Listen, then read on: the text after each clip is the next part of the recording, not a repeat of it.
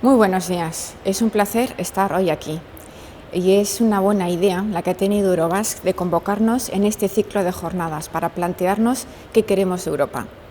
Efectivamente, la situación de contexto internacional, geopolítico y de posibles crisis internas de la Unión nos llevan a pensar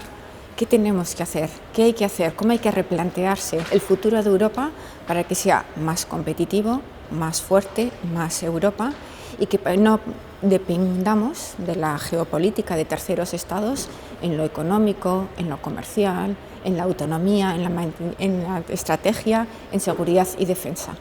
Por eso pienso que es muy importante el debate que está abierto hoy en día en la Unión Europea para plantearnos nuestro futuro.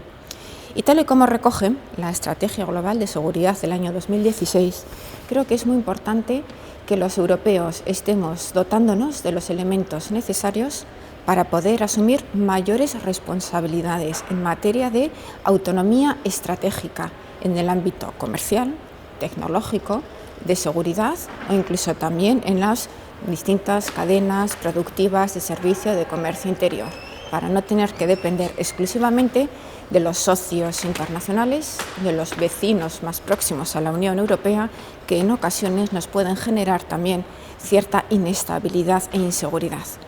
Por todo ello, creo